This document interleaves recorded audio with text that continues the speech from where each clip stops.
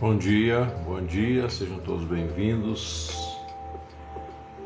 Mais uma vez, em nome do Senhor Jesus Cristo, estamos aqui para exaltar, engrandecer, glorificar o nome do Senhor, que nos tem livrado das armadilhas de Satanás, que nos tem assistido com a sua graça, com a sua misericórdia, tem nos dado a palavra profética, tem nos dado sonhos e visões que nos libertam, que nos capacitam a perseverar na fé. E nesta manhã, amados, falando de maravilhosas promessas, este capítulo especificamente é um dos capítulos mais especiais do livro de Isaías. Tem promessas maravilhosas para nós e vamos falar sobre isso nesta manhã. Este também é o nosso momento, né? É o nosso dízimo do nosso tempo que nós damos ao Senhor. Esse é o dízimo mais importante que você pode dar na sua vida, é o dízimo do seu tempo. Então nós separamos esse momento para meditar, para estarmos em comunhão, para juntos refletirmos, né, sobre a grandeza do nosso Deus e render a Ele ações de graça, glorificar o Teu nome pela Sua grande misericórdia para com as nossas vidas. Glaudinei, bom dia, Deus te abençoe também. Seja bem-vindo. Prazer. Então, amados, sem mais delongas, né, eu quero fazer uma breve oração para a gente começar aqui. Ontem não tivemos encontro, né? Então já fiquei com saudade dos irmãos. Possamos juntos, mais uma vez, caminhar aí, entregando, Senhor, à morte nesse momento todo o ego, toda a carne, tudo aquilo que procede da mente natural, tudo aquilo que procede, Pai, das nossas fraquezas, Senhor. A Tua palavra diz que carne e sangue não herdarão o reino de Deus e que na nossa carne não habita bem algum. Por isso, Pai, a única coisa que nos digna chegar à Tua presença, que nos capacita e que nos permite falar do Teu amor, é porque o Senhor nos amou primeiro, e com a Tua graça o Senhor nos salvou, nos justificou, nos purificou, Senhor, perdoando todos os nossos pecados, colocando dentro de nós o Teu Santo Espírito, Senhor. O Senhor nos capacita a vivermos para a Tua glória. E nesta manhã, Senhor, que o Teu nome seja exaltado. Nós derrubamos agora todo sofisma, todo baluarte, tudo que se ergue contra o conhecimento de Deus, Senhor. Está amarrado agora toda a força do mal, todo embaraço, todo espírito de confusão caia por terra e que a Tua palavra prevaleça em nome de Jesus. Amém. Bom, amados, aqui em Isaías 51 a palavra começa dizendo assim: o Espírito do Senhor Deus está sobre mim. Essa profecia a gente sabe que foi como se fosse o próprio Jesus falando, né? Tanto que lá em Mateus, no capítulo 4, se não me falha a memória agora, ele vai citar essa profecia. Quando ele abre o livro de Isaías para ler diante ali da sinagoga, ele lê, né? O Espírito do Senhor Deus está sobre mim. Oi, Sebastiana, bom dia, querida. Glória a Deus, seja bem-vindo. E ele, depois de ler essa passagem, ele fala assim: hoje se cumpriu essa escritura aos vossos olhos. Essa profecia, que foi feita quase 800 anos antes de Jesus, se cumpre nele. Ele mesmo disse isso, né? Então vamos ver o que diz a profecia. O Espírito do Senhor Deus está sobre mim, porque o Senhor me ungiu para pregar boas novas aos mansos. Lembrando aos irmãos que a unção, né, que no Velho Testamento era representada pelo óleo, tinha o óleo da unção, o sacerdote tinha que ser derramado óleo na sua cabeça. Oi, Wagner, Pai do Senhor, seja bem-vindo, irmão. Como diz, né, lá no Salmo 133, ó quão bom e suave é que os irmãos vivam em comunhão, é como óleo precioso que desce sobre a cabeça, sobre a barba de Arão, sobre a gola das suas vestes.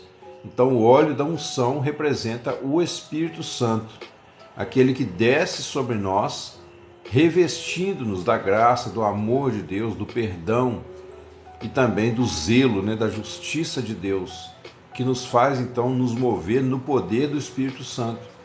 A capacitação de poder que também vem por ele. E o Senhor então foi né, em primeiro lugar, ele foi ungido, mas no caso de Jesus, essa unção, né, implicou o quê? Que ele fosse, nascesse em forma humana, né? E nesse corpo humano, mesmo como filho de Deus, mesmo sendo o próprio Deus em carne, ele recebe ali no batismo, nas águas do batismo, né? Ele recebe ali o Espírito Santo em forma corpórea sobre ele, porque o Espírito Santo ele vem para a salvação, mas também vem para a capacitação de poder, para que nós possamos realizar a obra de Deus, certo? Então a capacitação de poder é algo a mais, né? Vamos dizer assim. Então o Senhor Jesus disse, ele me ungiu. Jesus não precisava de arrependimento. Jesus sempre foi santo, ele nunca pecou. Mas por que o Espírito Santo desceu sobre ele ali? Aí agora está explicado, né? Para capacitá-lo para o ministério. Jesus não veio confiando nem na carne, ou seja, né, nos potenciais do corpo, e ele também não veio para agir com poderes exclusivos, né? O que Jesus faria ali na cruz, o que ele faria no seu ministério terreno, é o que ele nos capacitaria também a fazer pelo seu Espírito. Ele não podia agir como Deus na terra, porque senão o sacrifício dele não teria valor para os homens, certo?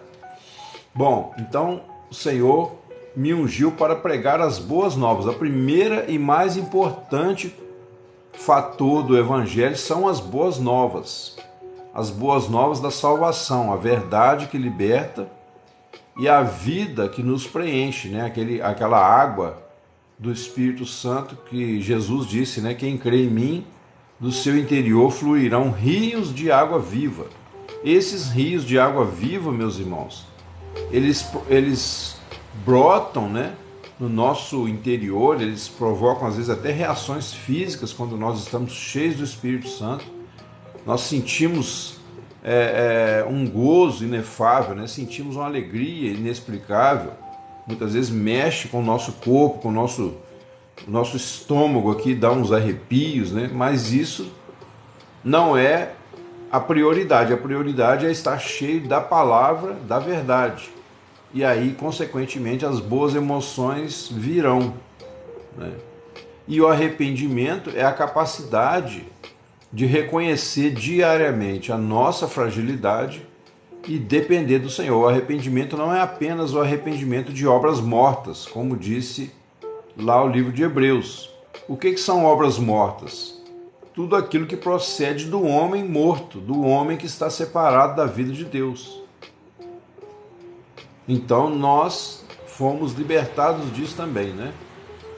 Enviou-me a restaurar os contritos de coração.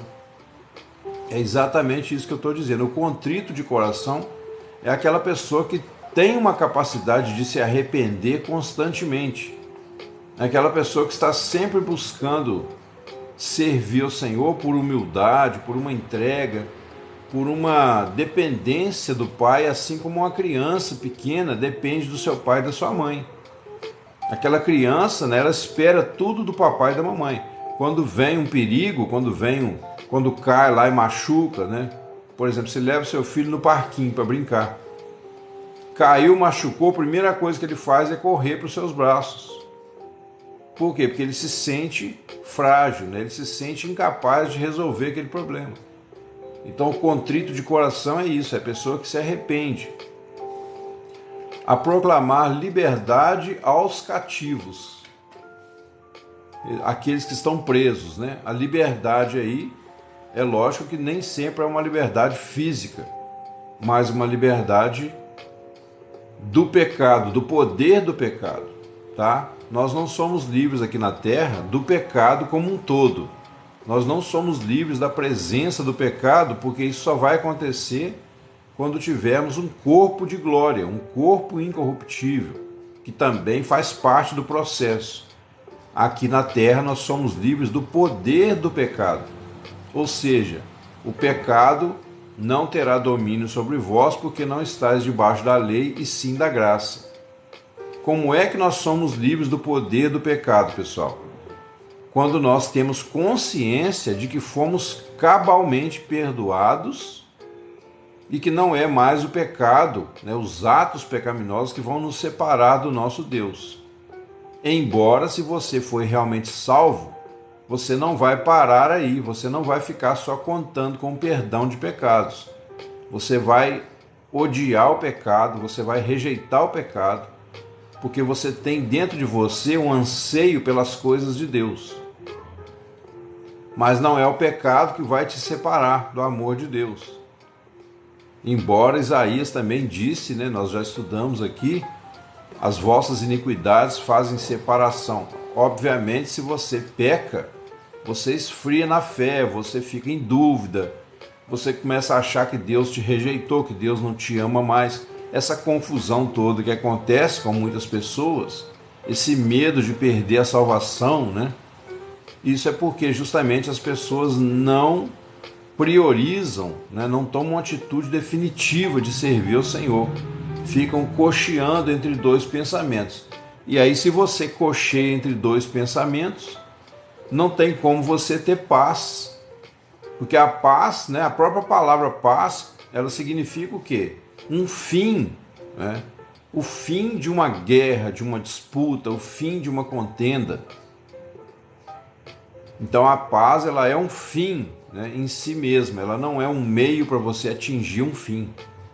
Ou seja, não adianta você querer ter paz para continuar no pecado, para continuar nos seus projetos humanos. A paz é a resposta final para todo aquele que crê. Por isso que Jesus disse: deixo-vos a paz, a minha paz vos dou. Não a paz que o mundo dá, mas a paz, né, eterna. Se Jesus dá a paz dele que é eterna, como ele é eterno, se Jesus morreu na cruz sabendo, né, sabendo todo o nosso futuro, sabendo todos os pecados que nós iríamos cometer até o dia da nossa morte, por que ele nos daria salvação para depois tirá-la de nós? Então, ao invés de você ficar com medo de perder a salvação, tome a decisão de entrar nessa paz definitivamente, né? Opa, Maria Rita, seja bem-vinda, querida. Paz do Senhor, paz de Jesus, bom dia.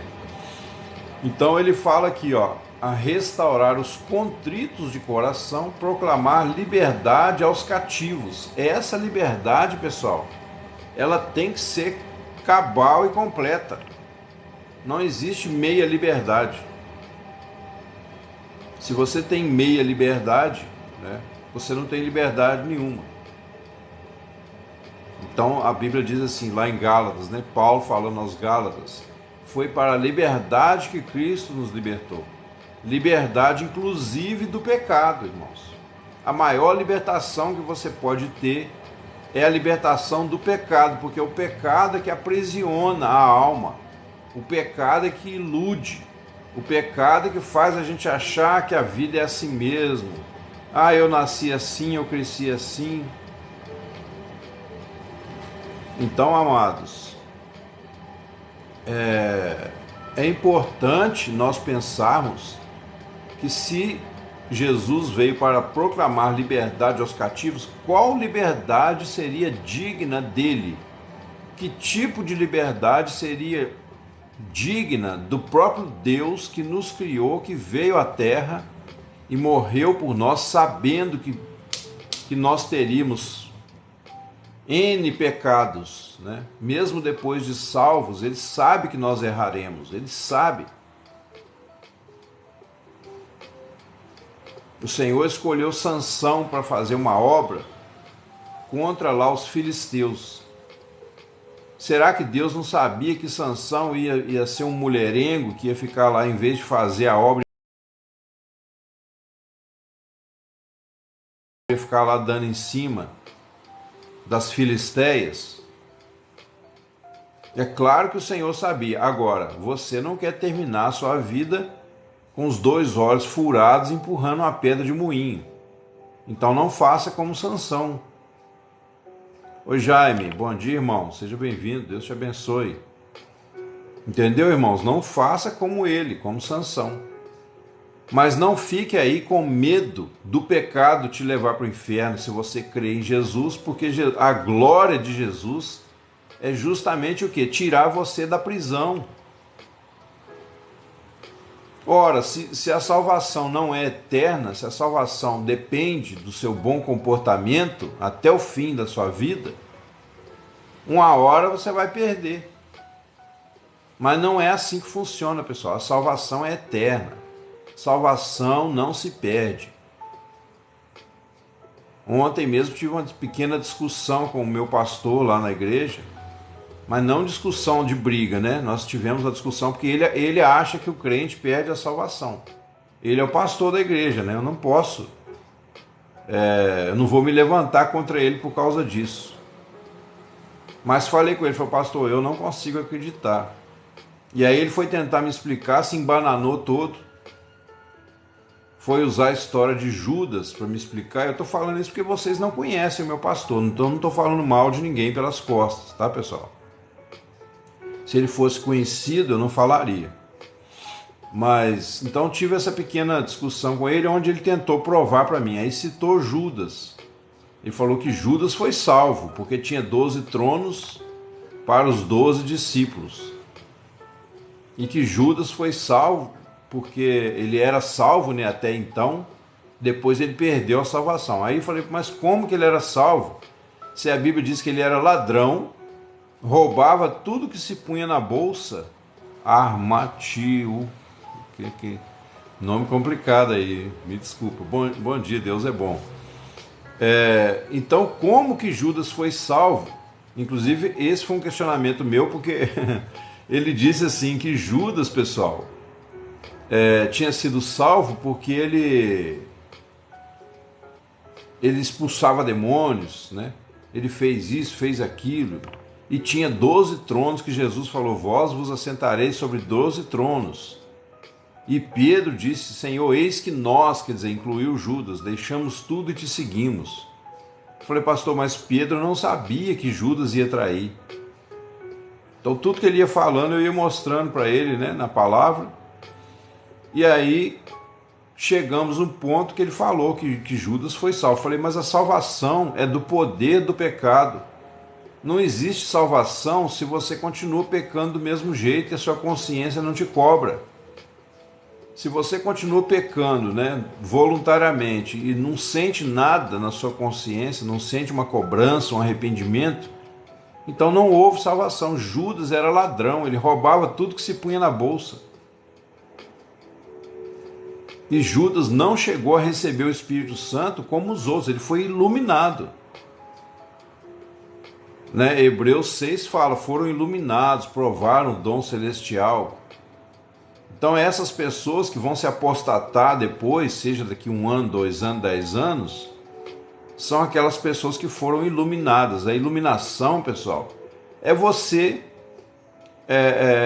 entender, né, de alguma forma, que, como disse a minha irmã aqui, Deus é bom, que Jesus é bom, que Jesus salva.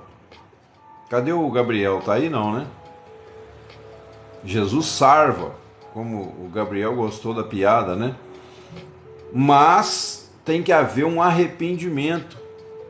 Você vê o tratamento, Jesus deu um tratamento de choque nos seus discípulos, ao ponto de um deles revelar rapidamente quem era.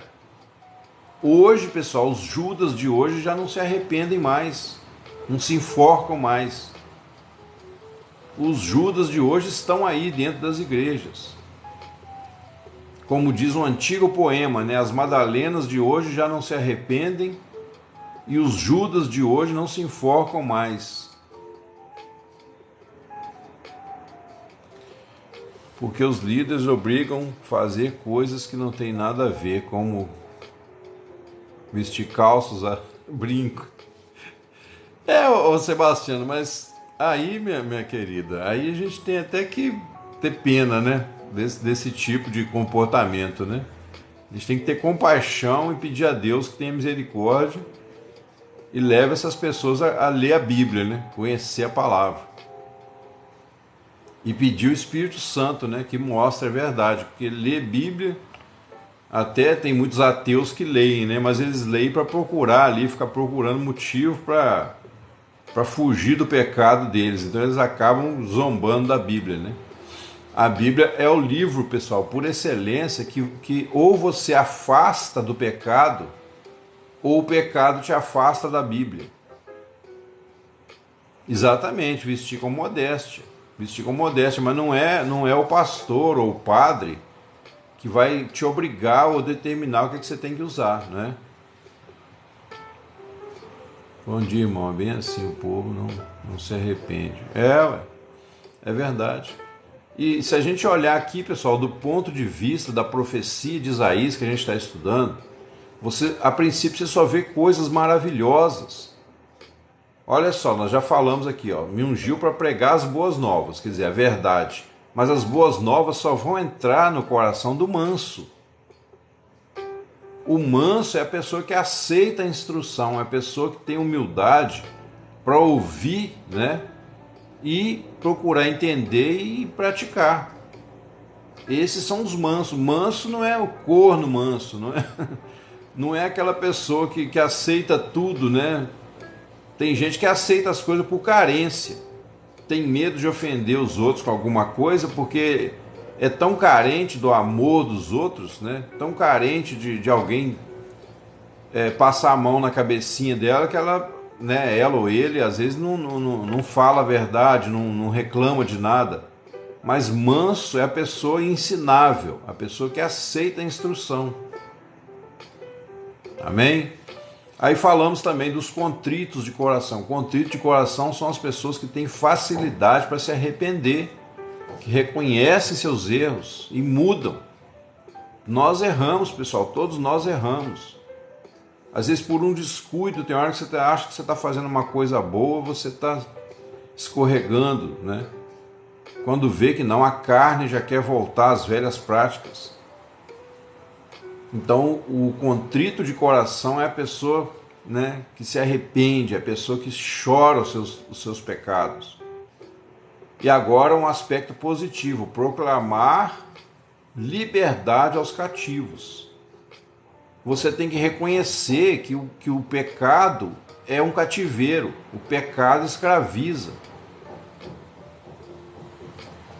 O pecado mantém a pessoa na ilusão, no engano. Por que tem tanta gente, igual a irmã Sebastiana citou aí? Por que tem tanto pastor pregando que você não pode usar isso, aquilo, não pode vestir uma calça comprida, não pode usar um brinco? Porque eles estão enganados pelo engano do pecado. Simplesmente isso. É o engano do pecado que não deixa a pessoa ter a mente de Cristo, não deixa a pessoa discernir a palavra. Você quer discernir a palavra, você quer ter uma vida real com Deus e não viver um cristianismo de fantasia, você tem que lutar para deixar o pecado para trás, santificar a sua vida na presença do Senhor. Bom, abertura de prisão aos presos, né? Aqui foi meio redundante, a mesma coisa. Mas essa abertura também fala para nós do quê? Do fato de que Jesus tinha as chaves, né? Jesus tem as chaves da vida e da morte, então ele abriu a prisão para que os presos saiam. Então, se os presos saem e a prisão é o pecado, então significa o quê? Que o pecado não mais terá domínio sobre vós. Todos erram, todos pecam em algum momento, mas ninguém é escravo do pecado, mais a não ser que queira, né? Porque o Senhor Jesus já fez uma grande obra.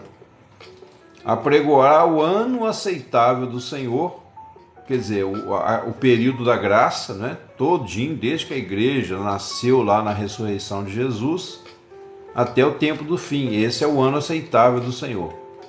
E o dia da vingança do nosso Deus. Quer dizer, vai haver um dia também que a igreja vai ser arrebatada da terra. Esse dia não demora, tá, pessoal?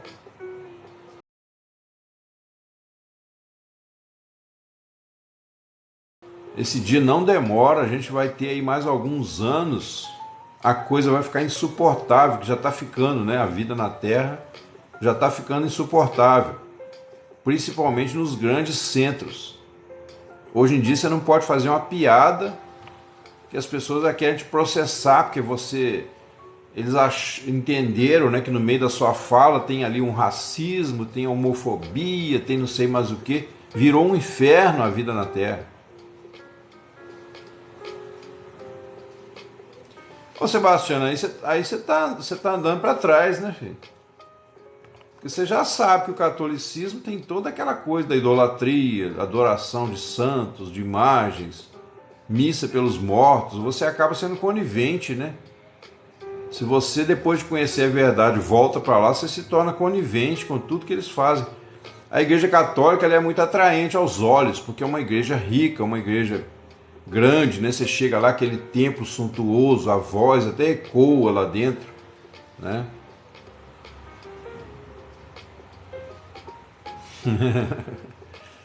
Mas o Armátio, na verdade a palavra aqui, vingança, já expliquei aqui para os irmãos, né? Que a vingança de Deus não é assim, não é igual a gente pensa. Não é uma vingança porque você ficou com raiva que alguém te fez alguma coisa. Você quer dar o troco. A vingança é o cumprimento final da justiça. Entendeu, Sebastiana? Me desculpe aí, querido, se eu falei alguma coisa que você não concordou, não gostou de ouvir, mas a verdade é essa, né? Então a palavra vingança é o dia em que Deus finalmente vai botar um ponto final. E aí aqueles que não quiseram nada com ele vão ser banidos para sempre da sua presença. Por quê? Não porque Deus não queira, mas porque eles não têm o Espírito Santo, eles não quiseram receber. E o Espírito Santo ele é o penhor da nossa herança. Nós só vamos para o céu se o Espírito Santo estiver dentro de nós. Não se trata apenas de boas obras. O Espírito Santo ele é o penhor, né? Você sabe o que é penhor. Você vai lá, pega um dinheiro emprestado e deixa lá um objeto seu, lá uma joia. Então, quando você quer recuperar aquela joia, você tem que ir lá e pagar a dívida. Então, Jesus nos dá o Espírito Santo, no dia do juízo, Deus vem e por causa do Espírito Santo que está em nós, ele nos leva junto para a nova dimensão que a Bíblia chama de céu, né?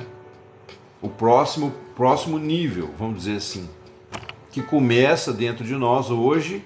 O reino de Deus está dentro de vós, mas que vai se concretizar quando nós recebermos, né? Aqueles que têm o Espírito Santo, receberem por causa do Espírito Santo um corpo glorificado. Sem esse corpo glorificado, ninguém vai sobreviver na presença de Deus. Por causa da dimensão que Deus está e que nós vamos ser colocados, né? Uma dimensão muito superior. Esse corpo aqui não aguentaria. Certo? E a consolar todos os tristes. Olha aí, durante o processo, pessoal, mesmo tendo a alegria que Jesus disse, né? A alegria que eu vos dou, o mundo não pode tirar, mas haverá tristezas. Por quê? Porque haverá, muitas vezes, algumas quedas da nossa parte, haverá perda de pessoas que nós amamos, haverá perseguições, haverá lutas, tribulações, dificuldades na vida financeira, na vida conjugal. Mas durante o processo, nós não somos apenas salvos, nós também somos consolados.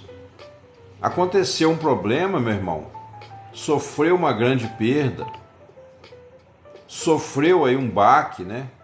Pecou, corre para os braços do Senhor, abra o seu coração, chore diante dele. É isso que eu tenho feito, a única coisa que tem me guardado, né, é correr para os braços do Senhor nos momentos de dificuldade. Rejane Silva, bom dia, seja bem-vindo. Então você correndo para os braços do Senhor, abrindo o seu coração, né, esses dias eu tenho falado assim, sobre a questão do pecado, né? Se você pecou ou está sendo tentado em alguma área, você tem que abrir o seu coração diante do Senhor. Se você está chateado, né, está com raiva de Deus, aconteceu algum problema, você ficou com raiva de Deus, você vai diante de Deus e fala: Senhor, estou com raiva do Senhor, estou chateado, Senhor, né, eu estou sentindo, eu sei que não é, na minha mente eu sei, mas no meu sentimento parece que o Senhor foi injusto comigo. Aí Deus vai te mostrar. Se você for sincero, rasgar o coração para Ele, né? Então, agora eu vou usar um outro exemplo. Por exemplo, você perdeu um parente querido, uma esposa, um marido, o pai, a mãe. Então, o que você faz? Mesma coisa. Vai diante do Senhor. Ah, Senhor, para mim está insuportável a dor de ter perdido fulano, ter perdido meu pai, ter perdido minha mãe. Tem misericórdia de mim, Senhor. Me consola com as doces consolações do Teu Espírito. Você tem que pedir, pedir e dar-se-vos-á. Buscai e achareis. Batei e abrir-se-vos-á. Mas se você não pede, não busca, não bate, está querendo o quê, meu irmão, minha irmã? Se você não pede, não busca, não bate, não pense que vai receber nada, porque o Senhor não empurra nada goela abaixo de ninguém. O Senhor não vai te forçar. Já expliquei aqui também que quando Jesus disse assim, se alguém me negar diante dos homens, eu negarei diante do meu Pai. Não é vingança nesse sentido de pirracinha, não. É porque se você nega Jesus, Jesus não pode fazer força para continuar andando com você. Você não quer, ué. Se você nega Jesus diante dos homens, é porque você ainda tem um ego a preservar, você ainda tem uma reputação que você acha, né? Que importa mais para as pessoas do que para Deus, o seu comportamento. Então você está vivendo uma vida de ostentação, né? Ainda que essa ostentação seja a sua própria miséria. Porque tem gente que ostenta miséria, tem gente que ostenta reclamação, tem gente que ostenta murmuração, tem gente que ostenta, né, fazer de vítima. É aquela pessoa que quando chega perto de você, daí meia hora já vomitou 10 quilos de problema na sua cabeça.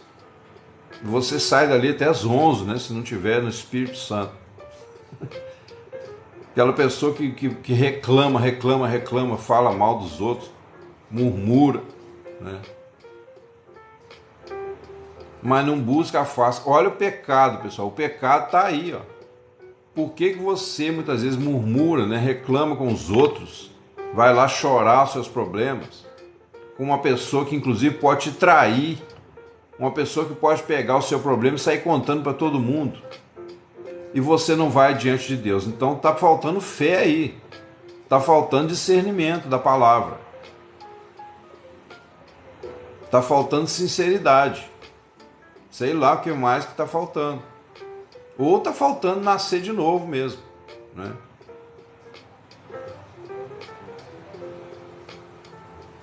É horrível, né, Maria Rita? Então, olha, mediante as promessas aqui, pessoal, nós não temos motivo para fugir do Senhor. A ordenar acerca dos tristes de Sião, e aí Sião inclui a igreja, né? Que se lhes dê glória em vez de cinza.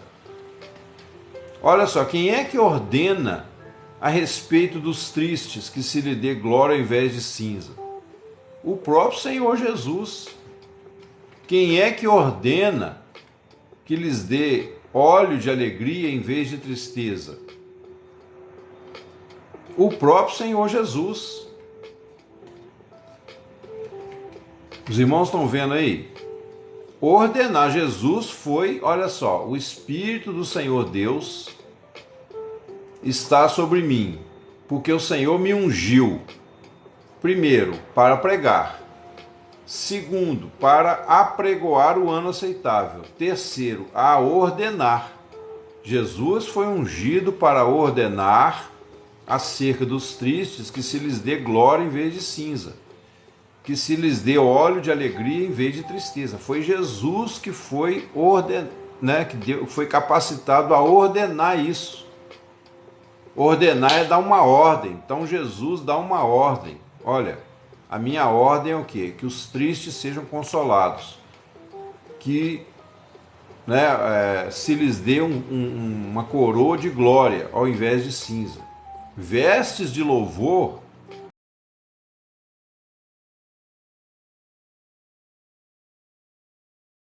ao invés de espírito angustiado.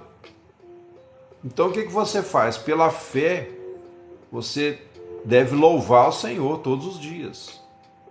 À medida que você crê e descansa nas suas promessas, é como se você dissesse, olha, eu ainda tenho muito problema, eu ainda tenho muita coisa que eu não sei, eu ainda tenho muita ignorância, eu ainda tenho medos, mas eu vou louvar o Senhor porque eu sei que o Senhor vai fazer isso na minha vida, eu sei que o Senhor vai operar,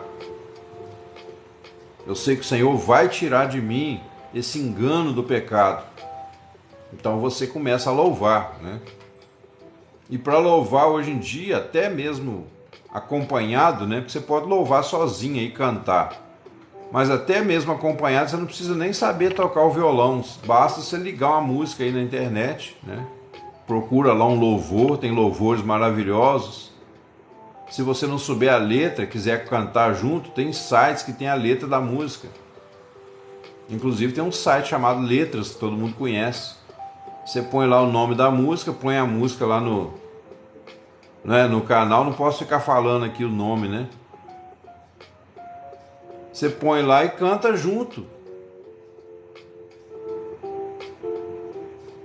O mundo, pessoal, ele tenta roubar de nós, né? As ideias que tem na palavra, só que eles tiram Deus da equação. Tem um ditado que diz: quem canta seus males espanta. Mas a verdade é o quê? Quem louva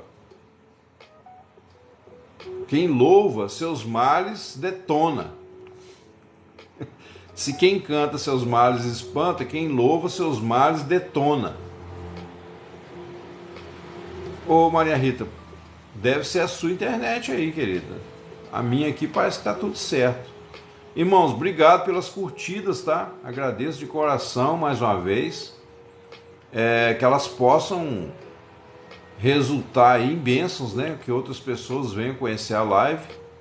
E vocês que estão junto comigo aí são abençoados também, na mesma fé, no mesmo ministério, tá bom? Deus abençoe mesmo. A fim de que, qual é o propósito disso tudo? A fim de que se chamem árvores de justiça ou carvalhos de justiça, plantados pelo Senhor para a sua glória.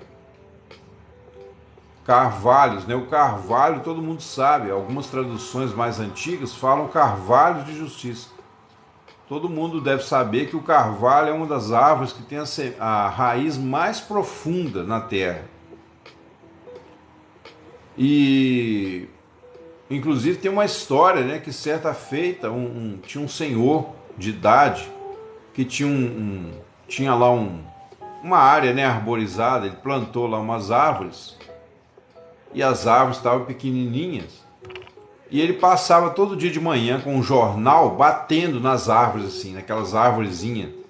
Até então tinha ali 1,5 metro de tamanho, e ele batia com o jornal naquelas árvores. E um vizinho que não sabia da história foi lá um dia e falou: tem que falar com esse homem, ele tá querendo destruir a plantação ali, alguém tem que denunciar isso, eu vou falar com ele. Aí chegou lá e falou: meu senhor, eu tô vendo o senhor aí, já tem uns 3, 4 dias que o senhor todo dia passa aqui e taca esse jornal nessas árvores, né, as arvorezinhas ali. Você bate o jornal, que é isso que você está fazendo? Que maldade é essa? Aí o senhor, né, já experiente, um cara maduro, nem se perturbou e falou assim: cara, isso aqui são carvalhos. Para ele fortalecer as raízes, eu tenho que fazer isso, porque quando eu bato nele, a raiz dele oscila um pouquinho, ela fortalece na terra.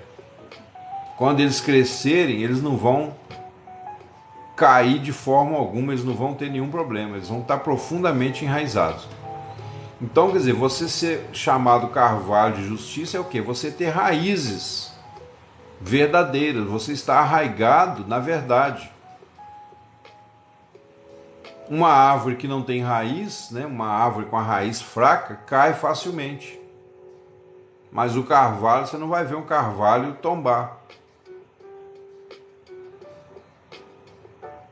Então, amados, inclusive ele fortalece a própria terra ao redor dele, né? Então, quando ele diz aqui carvalhos ou árvores de justiça plantados pelo Senhor, lembra que lá no Jardim do Éden, tinha todo tipo de árvores agradáveis. A Bíblia faz essa associação com a gente, né, como árvores, nesse sentido. Lembra do Salmo 1? Aquele que não se assenta na roda dos escarnecedores, nem se detém no caminho dos pecadores.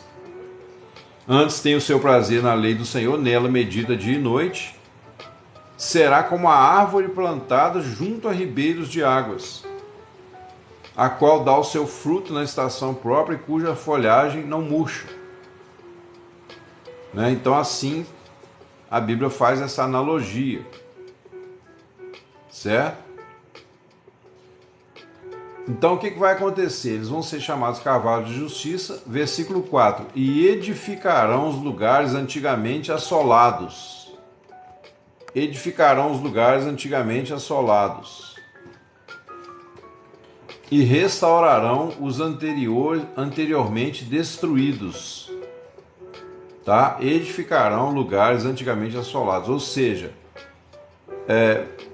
espiritualmente falando, você vai ser um instrumento nas mãos do Senhor para restaurar a vida de outras pessoas. Os lugares antigamente assolados fala o que espiritualmente? Fala de traumas, né, de problemas que você teve ao longo da sua vida, que fez você chegar na idade adulta cheio de pecados, né, cheio de problemas, cheio de traumas.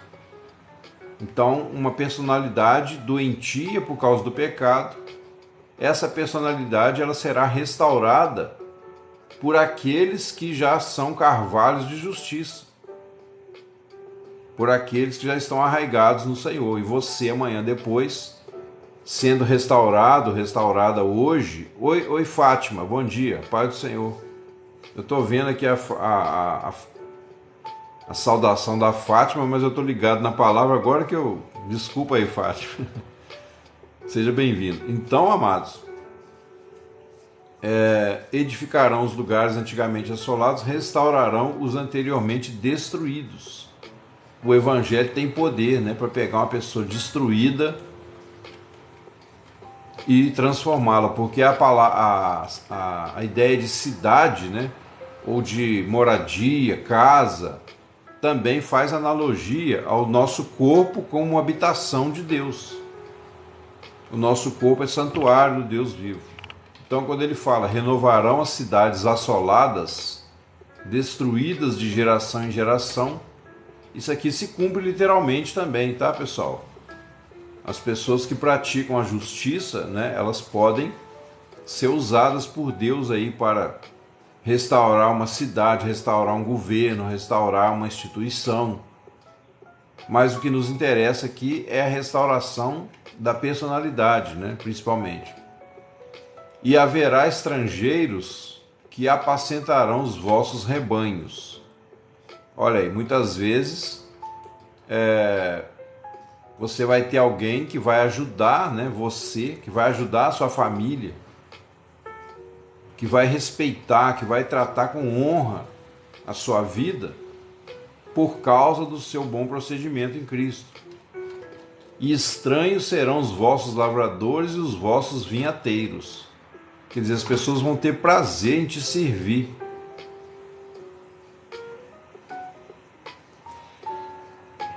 Deuteronômio 13. Matem todos os que tentarem tirar você de Jeová. Você cumpriu essa tarefa? Sim, o JM da Silva. Aqui nós matamos principalmente o pecado, né? Porque ele é que tenta nos afastar do nosso Deus, né? No Velho Testamento, isso aí era literal. Por quê? Porque os povos guerreavam, né? Os povos matavam. Viviam debaixo da lei, viviam debaixo da lei, inclusive de talião, né? Olho por olho, dente por dente. Hoje isso já ganhou um sentido espiritual para nós, mais elevado. Então nós matamos o quê? O pecado, os demônios, a carne. Esses são os nossos inimigos que nós temos que matar hoje. Ok? Porém vós sereis chamados sacerdotes do Senhor, e vos chamarão ministros de nosso Deus. Olha aí. O que diz lá no Novo Testamento, né? Eu acho que Pedro, né?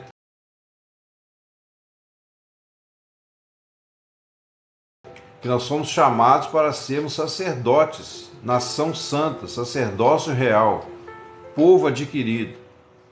E aqui a profecia já dizia: ó, sereis chamados sacerdotes do Senhor e vos chamarão ministros do nosso Deus. Quando eu brinco com os irmãos aqui, né, que eu sou profeta, não aquele profeta de ficar profetizando problemas particulares e falando, ah, você vai casar com a fulana, não é essa bobagem, não. Profeta de profetizar a palavra, né? E muitas vezes ter o discernimento de espírito. Então, quando eu falo isso para os irmãos, não é invenção da minha cabeça. Muitas pessoas me chamam de profeta, né? Pessoas já pararam para mim na rua e falaram, você é profeta, você tem a palavra de Deus, você tem a visão de Deus. É o que está dizendo aqui, ó, vos chamarão ministros do vosso Deus. Então o meu ministério ele é reconhecido por muitos, né? Comereis a riqueza das nações, olha aí, e na sua glória vos gloriareis. O Senhor muitas vezes, irmão, ele vai usar a vida do ímpio para abençoar você. Porque você está buscando o reino de Deus em primeiro lugar, a sua justiça. O que Jesus diz? Todas as outras coisas vos serão acrescentadas. Em lugar da vossa vergonha, tereis dupla honra. Por que dupla honra? Primeiro, a honra, né, de ter sido chamado por Deus, de ter sido salvo.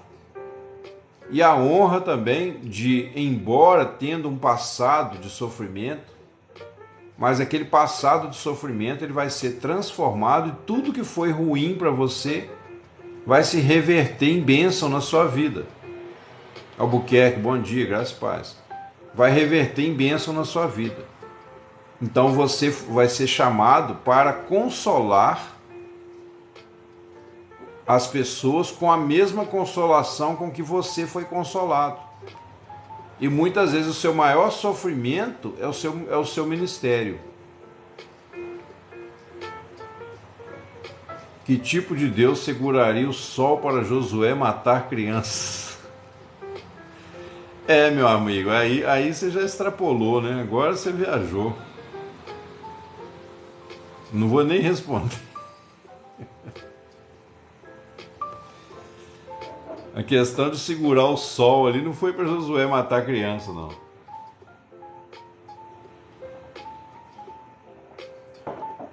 Agora, se você está procurando uma desculpa, o JM, para viver no pecado, filho, não precisa nem usar a Bíblia, não.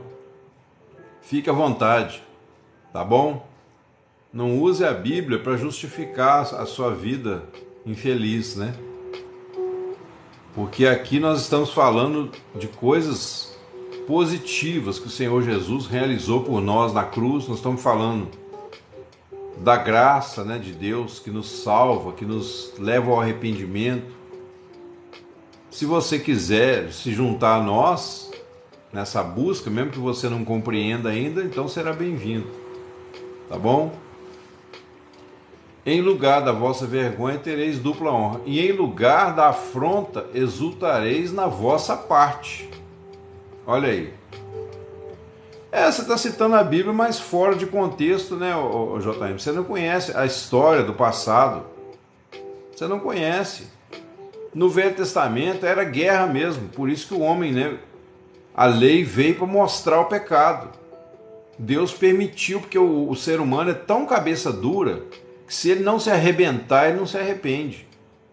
Se ele não tomar na cara, muitas vezes ele não se arrepende. Então ele tem que apanhar. E aí Deus permitiu, né, que os homens exercessem vingança conforme a sua própria visão das coisas, né? Então na lei é olho por olho, dente por dente. Se os povos ímpios lá, os egípcios, podiam invadir, matar, escravizar os hebreus igual fizeram, os babilônios escravizaram os israelitas, então era guerra, meu irmão. Era guerra, só que hoje nós estamos na graça, Jesus Cristo já veio. Você tem que separar, você tem que saber separar o judaísmo, que continha algumas profecias apontando para Cristo, mas que era uma religião como qualquer outra. Religião que das obras da lei, né? A lei moral, a lei da consciência dos homens aqui, ó, no plano horizontal. Hoje nós temos uma lei superior, que é a lei do Espírito da vida em Cristo Jesus, que te livra da lei do pecado e da morte. Você está citando a Bíblia, mas você está tentando trazer de volta a lei, né? E aí você fica revoltado porque você não entende. Jesus estava no Velho Testamento, sim, ué. Mas Jesus não estava lá guerreando com ninguém, não. Algumas aparições de Jesus, por exemplo, né, Melquisedeque, rei de Salém, ele saiu ao encontro de Abraão quando este voltava da guerra, o abençoou, Abraão trouxe pão e vinho, ele trouxe pão e vinho, né? Abraão repartiu com ele ali despojos. Mas no Velho Testamento era lei mesmo, era espadada mesmo no cangote. Aí se você for olhar só pelo lado do judaísmo, você vai ver islamismo, você vai ver hinduísmo, todos eles falavam de guerras. E o Islã, por exemplo, até hoje, né? Eles são ensinados desde criança a odiar os cristãos, odiar todos aqueles que servem a Jesus. Mesmo o islamismo falando de Jesus também. Exatamente, aquele Abraão que tinha uma escrava na sua casa. E tentou ter um filho com ela, se arrebentou, Deus se ausentou dele durante 25 anos. Porque quando ele recebeu a promessa de que ele teria um filho, ele não acreditou no milagre. Aí ele foi tentar fazer o filho com a escrava e se arrebentou, né? Se lascou. E você, qual é o seu problema? Você está querendo criticar até os personagens da Bíblia? Qual é o seu pecado? Vamos falar deles? Ou você é a quarta pessoa da Trindade que desceu na Terra? Acho que não, né? Então a Bíblia, meu filho, é um espelho, tá? Se você olhar no espelho, você vai ver a sua cara lá. Ela vai espelhar o seu coração. Se você procura perversidade, é isso que você vai encontrar. Se você procura morte, é isso que você vai encontrar. Agora, se você procura perdão, graça, misericórdia, você vai encontrar. Não, mas eu não estou preocupado com a malvadeza dos religiosos, que todos são maus, inclusive você e eu. Você não está acrescentando nada para nós, a não ser assim, né? Espraiando aqui diante dos irmãos o seu pensamento pervertido, seu pensamento moralista, mas que não tem nada da graça de Deus, não tem nada da verdade. O que aconteceu no Velho Testamento, inclusive muita coisa que aconteceu no Novo, é problema do ser humano. O ser humano mata, estupra, rouba e depois quer culpar a Deus. Agora, a Bíblia é realista, o Velho Testamento é realista, a Bíblia não esconde nada. Deus não se preocupa em defender a reputação dele desse jeito. Isso é a Igreja Católica, meu filho. A Igreja Católica fez isso mesmo, tinha lá os castrates, né? Eu conheço a história.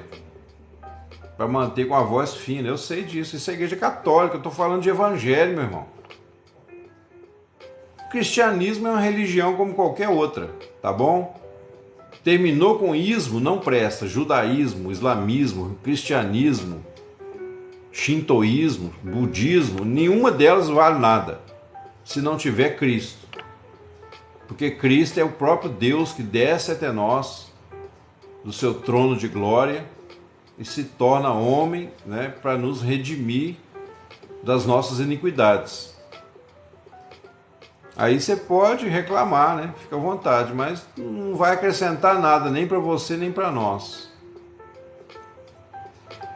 Os evangelhos seguem os ensinamentos da Bíblia romana. Isso, muito bem, parabéns. Grande sabedoria. Parabéns. Bom, por isso, pessoal, na sua terra possuirão o dobro e terão perpétua alegria. né? A porção dobrada do Espírito. Esse possuirão o dobro.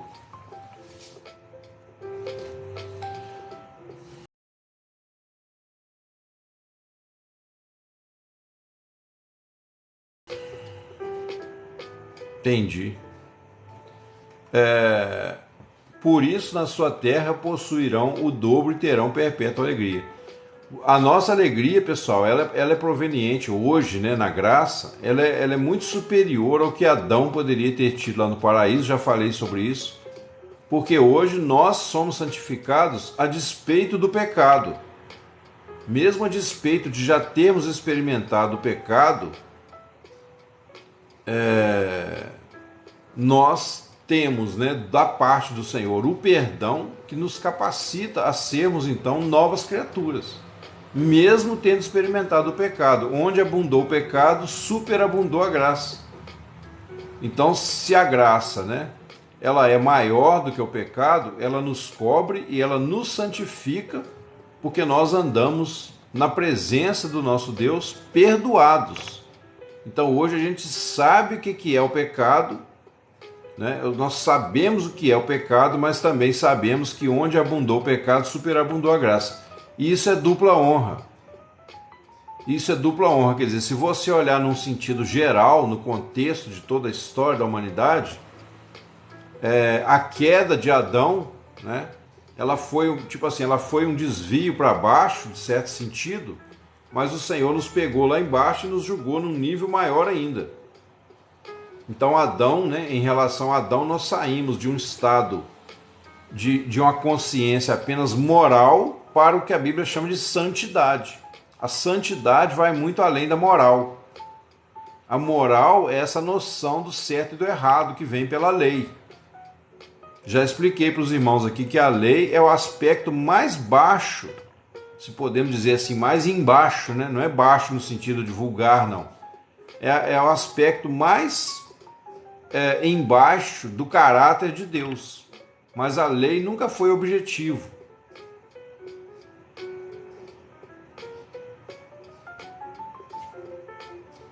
Então, Sebastião, isso aí são as aberrações dos homens, né?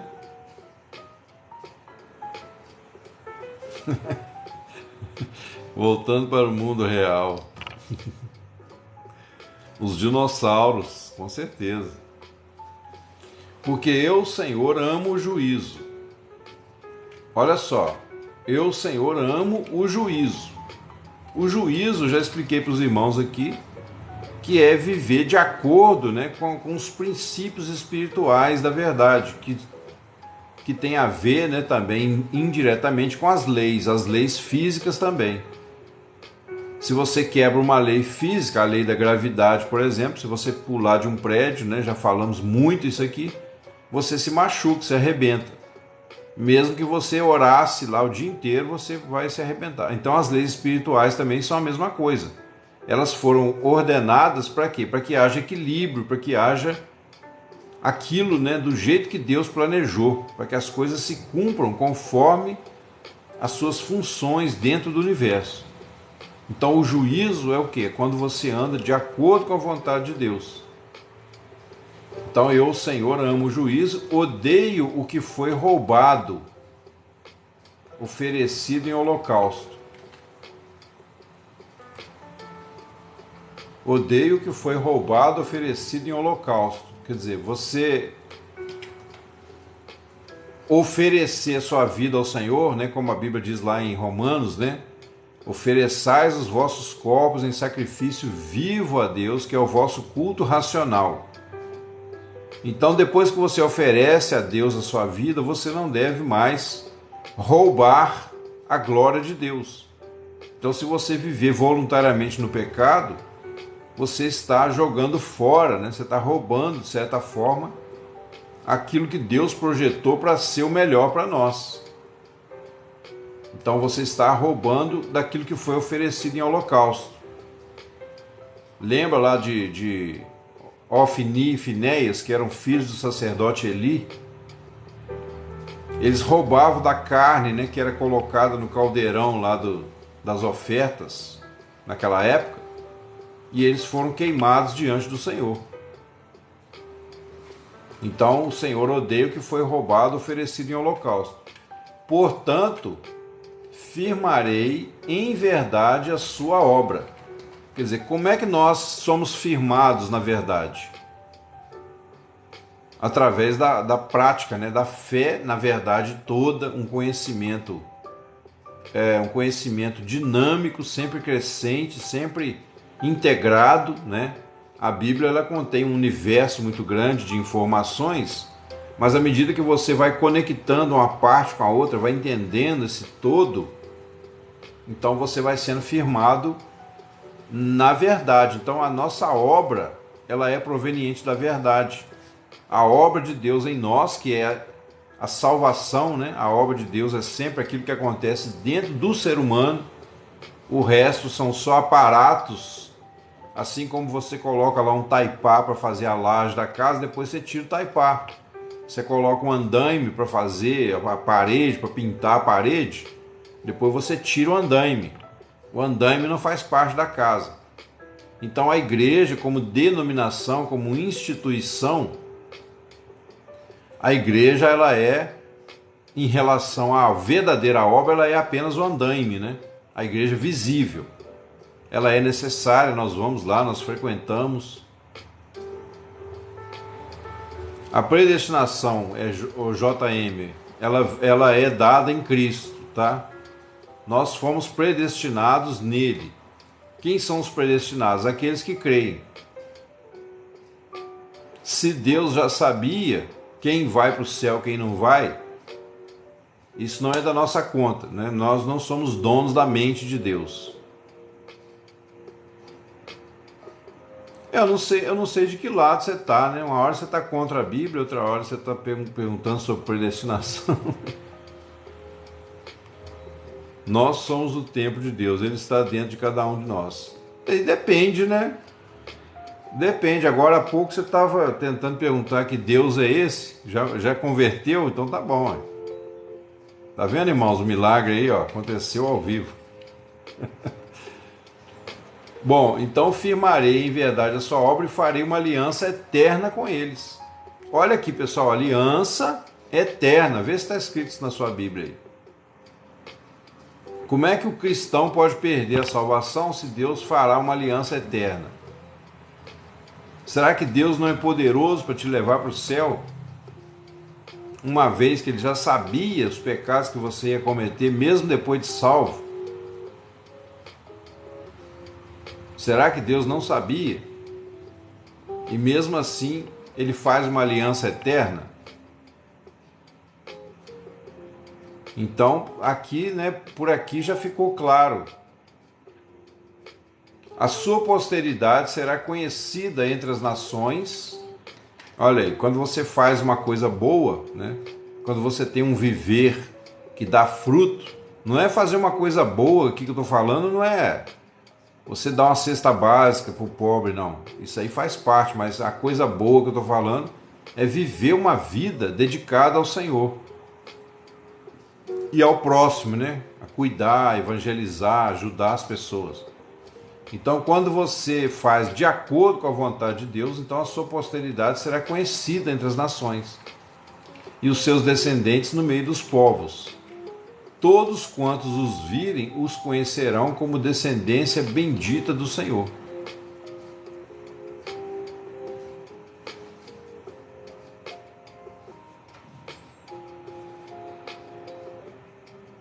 Isso mesmo, eterno é plenitude, certinho. Aí eu concordo com você, ué. Para ser pleno tem que ser eterno, né?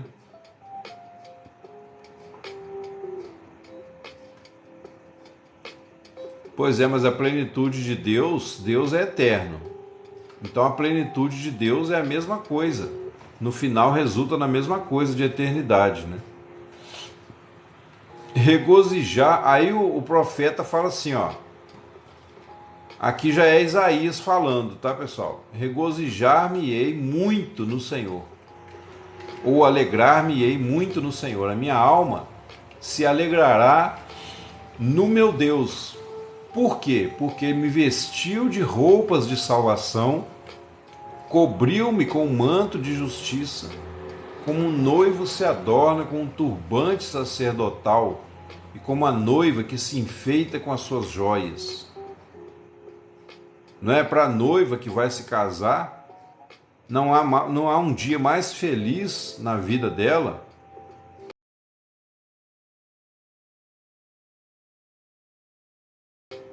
quando ela vai se casar com um homem, né, que ela respeita, que ela ama, que ela confia. Ou pelo menos, se a gente for olhar, hoje em dia está mais difícil de acontecer, mas pelo menos enquanto confia, né, enquanto tem aquele prazer de estar junto com a pessoa, enquanto está naquele sentimento, né, nossa, que noivo lindo que eu tenho, né? Como ele me ama, ele traz flores para mim, ele me liga todos os dias perguntando se eu estou bem. Então, enquanto está essa alegria, pena que no mundo isso pode falhar. Mas Jesus, como nosso noivo, ele é o noivo perfeito, ele não falha. Então ele diz assim: eu vou me alegrar, né? Como um noivo que se adorna com um turbante sacerdotal e como a noiva que se enfeita com as suas joias. Então, principalmente se a noiva tem condição o Novo Testamento foi escrito em Alexandria nos anos 270, porque só existia material lá. Então, meu irmão, parabéns aos alexandrinos, ou quem quer que tenha escrito o Novo Testamento lá em Alexandria, porque essa pessoa trouxe a maior revelação que o mundo jamais poderia imaginar. E é por ela que eu vivo, ela tem mudado a minha vida. Parabéns aos escritores do Novo Testamento. Seja padre, seja beduíno, rabino, quem foi que escreveu aí no seu conceito, eu sei que não é isso, mas para mim, meu filho, o que importa é o conteúdo. A verdade, Paulo falou assim, nada podemos contra a verdade, senão a favor dela. O ouvido prova as palavras, né? Quando você ouve a mensagem do Evangelho, se você tem um coração quebrantado, contrito, você vai dar ouvidos e você vai ser transformado pela misericórdia. Pois é, então, eu sei que a Bíblia que chegou para mim, não me importa agora o seu conceito aí, a Bíblia que chegou para mim tem transformado a minha vida. E tudo que eu já passei até hoje, eu passaria de novo 10 vezes para chegar onde eu cheguei, para encontrar a alegria que eu encontrei. Então, comigo aqui, com meus irmãos aqui, você não vai conseguir nada a não ser se expor aí, né? Embora hoje em dia também, né, as pessoas se expõem e não pagam nada, né? Bom, porque como a terra produz os seus renovos e como o jardim faz brotar o que nela se semeia, olha só, pessoal, aqui um princípio espiritual muito forte, ó. Da mesma forma que a terra produz os seus renovos e o jardim faz brotar o que nele se semeia, assim o Senhor fará brotar a justiça e o louvor para todas as nações.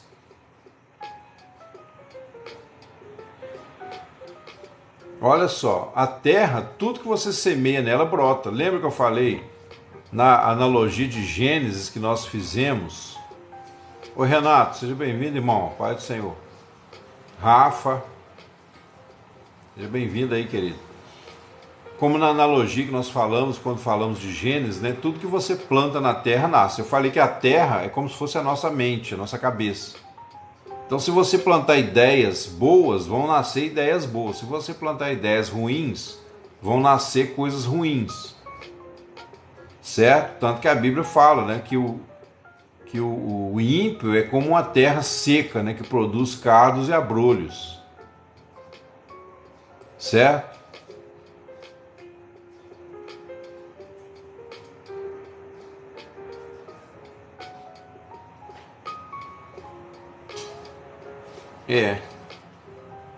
É isso aí.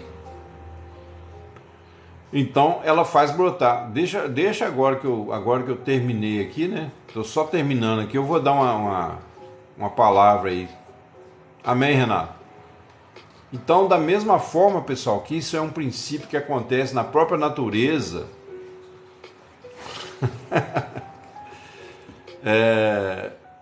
da mesma forma que acontece na própria natureza, assim o Senhor fará brotar a justiça e o louvor. Quer dizer, quem faz a vida, pessoal, a vida de Cristo, a vida de Deus brotar dentro de nós, é o Senhor, né?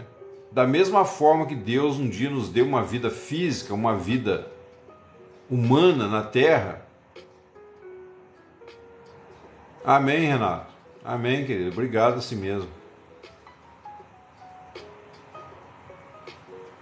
Jesus teve filhos, olha. Amém, eu sou filho de Jesus. Então o Senhor fará brotar a justiça, quer dizer, essa justiça, mesmo nós sendo pecadores, o Senhor consegue fazer com que essa justiça ela brote em nós.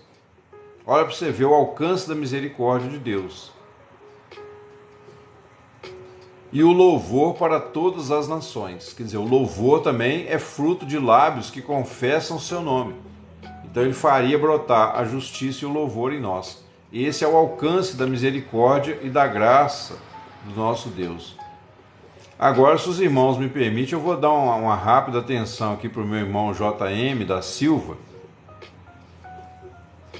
E vou dizer para ele o seguinte: ô meu amigo JM, você vê que os seus pensamentos falam tão alto que você não está ouvindo nada que eu estou falando. Você entrou aqui somente preocupado em expressar a sua própria opinião. Abra uma live para você aí no TikTok, filho, e defenda suas ideias. Não, ele está perdendo tempo com a gente aqui. Não, você não está ouvindo, você só olha o feed aí, olha aí a rolagem, que você vai ver que você só falou coisa fora do que a gente está falando. Então você está igual aquela criancinha pirracenta na escola, que o professor está dando aula e ele está conversando com um coleguinha. Se você não quer ouvir, não quer participar do assunto com a gente, aí é melhor você ir embora mesmo. Você me desculpa, cara. Oi, Dani, bom dia, seja bem-vinda. Entendeu? Abre uma live para você e vai defender suas ideias.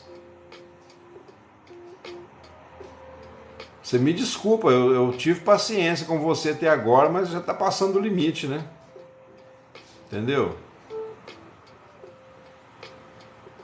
Silvana, bom dia, seja bem-vinda.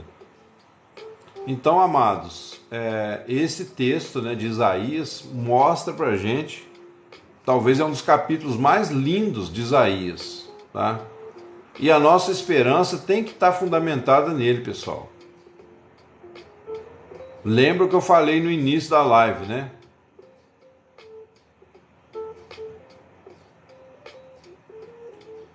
Já li alguma coisa, o JM, mas eu prefiro ficar com o que Deus me deu do que com a opinião do Baruch Spinoza. Baruch Spinoza nunca me ajudou em nada, nunca fez nada por mim. Certo? Então eu prefiro ficar com o que Deus me deu do que com a opinião de um filósofo que já morreu, que já fez o que tinha que fazer da vida dele. Eu não estava lá para tomar conta da vida dele, então eu não vou deixar ele tomar conta da minha. Simples assim. Entendeu? Conheço alguma coisa do Baruch Spinoza, mas não concordo. Ele não teve direito de pensar o que ele quis. Ele não vomitou as ideias dele para fora. Agora deixa eu com as minhas. E quem quiser tá junto comigo, né? Então, mas aí vem a questão. Eu provei a verdade deles. Eles já morreram, mas eu provei a verdade que chegou para mim. E essa verdade encheu meu coração. Quando eu li o livro do Baruch Spinoza, não me acrescentou nada. Então o que eu faço? Eu fico com a verdade, né, que eu creio que foi revelada por Deus. Oi, Dani, obrigado, querida. A Dani está sempre mandando aí as rosinhas. Deus te abençoe, viu? Deus te abençoe. Então, amados, vocês estão vendo aí, né? Vocês estão vendo aí. Até eu quero falar acho que foi a Rafa, né, que falou das minhas tiradas. Tipo assim, né? Eu não gosto de fazer isso, sabe? Não gosto mesmo.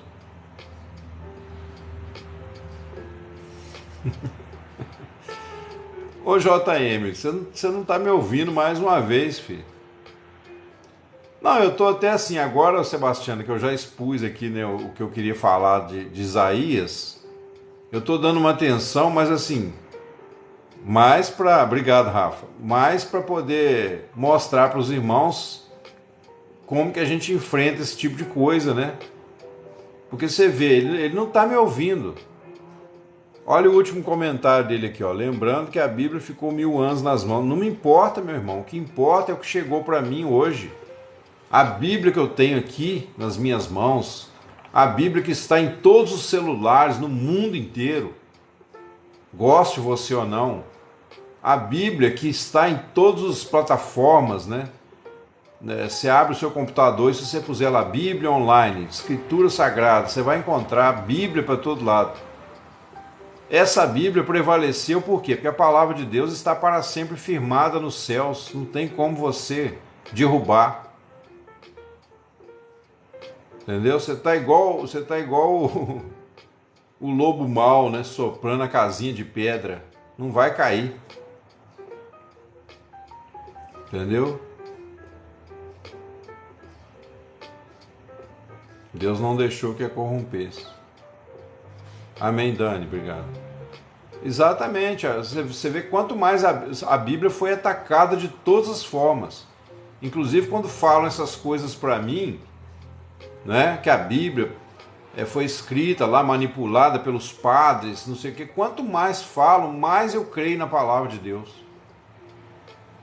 Quanto mais atacam, mais eu vejo, né? Porque você pode ver o mundo, pessoal, o mundo é tão corrupto que quando uma coisa é muito atacada, você pode falar, opa, eu acho que a verdade está ali, entendeu? Porque aquilo que todo mundo concorda, geralmente é roubada. Geralmente aquilo que todo mundo bate palminha, né? Todo mundo elogia, pode saber que tem treta ali. Por isso que Jesus disse assim, ai de vós quando todos os homens vos louvarem. Quando você for elogiado por todo mundo, fique preocupado. Entendeu? Se todo mundo bater nas suas costas e falar, nossa fulano, você é uma benção, tome cuidado. Agora, quando você é perseguido, caluniado, aí você fala, opa, Deus realmente está agindo na minha vida, porque não perseguido por causa de pecado, mas perseguido, né? Pessoas fazem calúnia de você, fofoca. A Bíblia é a mesma coisa, a Bíblia é o livro mais caluniado até hoje. É o mais atacado, no entanto, quanto mais tentam destruir a Bíblia, mais ela... Entendeu? Daqui a pouco... Se bobear, daqui a pouco a Bíblia vai estar escrita assim no céu para todo mundo ler. Não tem como, pessoal. A palavra do nosso Deus permanece para sempre. Amém, Albuquerque. Obrigado pela presença e pela participação. Deus te abençoe. Bom dia. Bom trabalho. Alguns irmãos aqui também estão no trabalho, né? Alguns irmãos aqui estão no trabalho, mas tem participado aí com a gente, tem sido uma benção. Acho que o Jaime, né, Jaime? O Jaime sempre está trabalhando de manhã, a Dani também. Não sei se tem mais alguém aí que está no trabalho. O Renato, de vez em quando, consegue ouvir lá no trabalho também. Amém, irmão. Então, a palavra de Deus, a palavra verdadeira é para poucos, né, irmãos? E ainda mais nesse tempo, né? Nós já estamos no tempo do fim, então a terra ela já está perdendo, né? O sal da terra. Jesus disse, quando vier o Filho do Homem, encontrará fé na terra? Olha só. Para mim, outro dia alguém perguntou aqui, né? E a minha resposta é sempre a mesma. Irmão, por que você acha que a volta de Jesus está perto? Qual o sinal mais forte? Qual o sinal mais importante? Eu falo, é que o amor de quase todos se esfriará. Porventura, quando vier o Filho do Homem, achará fé na terra? Hoje, pessoal, hoje está muito difícil. A gente é tentado em tudo, a todo momento. Mas como eu disse aqui, né, a capacidade de se arrepender é aqui, ó, restaurar os contritos de coração. Se você for contrito de coração, e o Espírito Santo vai te mostrar, vai te advertir, vai te repreender, e você vai abaixar a cabeça e vai ouvir, por mais que doa. Por mais que doa, né? A palavra vai te mostrar onde está o erro, o Senhor vai falar de alguma forma.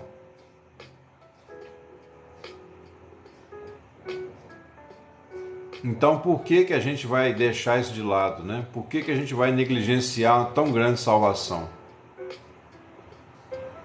Como eu disse para os irmãos aqui, se o pecado não fosse atraente, ninguém pecava.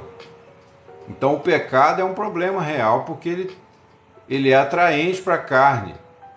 E se for olhar a nossa vontade, a gente vai pecar mesmo. Esse é o normal do mundo, né?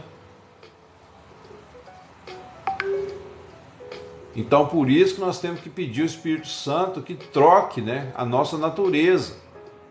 Que troque a nossa natureza. Que tire de nós tudo aquilo que nos impede de enxergar a verdade e permanecer nela.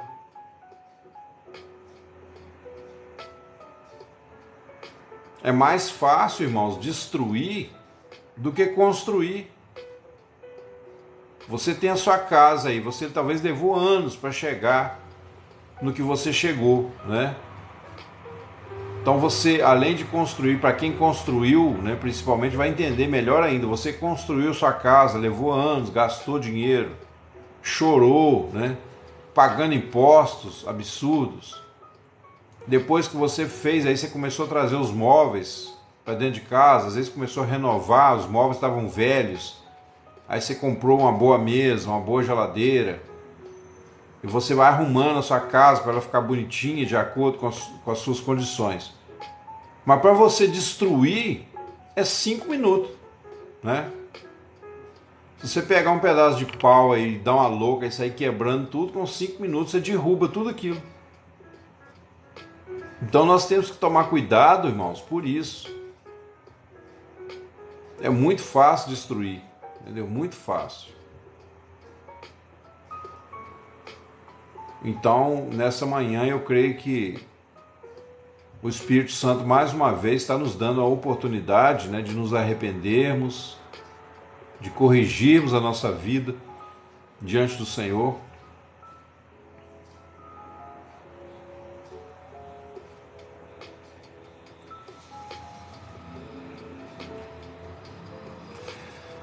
Caminhou no tapetão de sal da Universal.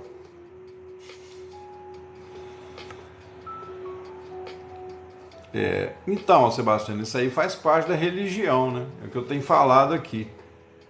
Os homens vão inventando mecanismos, né, para tentar estimular uma fé que muitas vezes é uma fé preocupada só em resolver problemas pessoais, né? Por que as pessoas, né? Por que as pessoas já caminharam? Não é só você no tapetão de sal da Universal, porque chegou um momento que ele entendeu que ali Deus ia fazer um milagre, né? Deus ia abrir uma porta de emprego, Deus ia curar, Deus ia dar uma bênção, né? Fazer a pessoa prosperar. Aí eles usam toda uma mística, né? Um misticismo, uma mistura de misticismo, né? Com fé, uma fé baseada em pontos de contato, né? Porque, veja bem, na Bíblia você tem o óleo, né? O óleo consagrado, que o próprio Tiago fala dele no Novo Testamento, né? Ele fala assim, orai, né, por aqueles que estão enfermos, ungindo com óleo em nome do Senhor, e a oração da fé salvará o doente.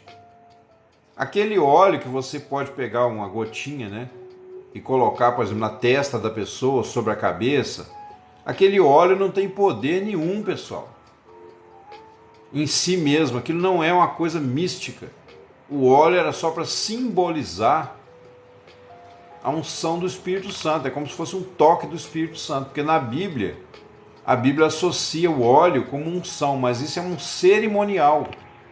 O cerimonial, ele não é nada místico. Primeiro, por quê? Porque na Bíblia, todo cerimonial do Velho Testamento era um tipo das coisas espirituais verdadeiras que estão nos céus. Começa por aí. Primeira coisa, todo cerimonial, ele é uma figura das coisas verdadeiras. E isso está muito bem explicado lá no livro de Hebreus. E segundo, que o próprio Deus deixou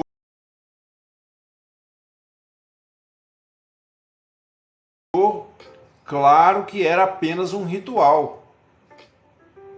A Bíblia não engana ninguém com essas coisas. Então, se você pega o ritual e faz dele um misticismo, aí você já meteu os pés pelas mãos, estragou tudo. Por exemplo, o caso do óleo, né? O óleo da unção, ele não é ele que vai curar o doente.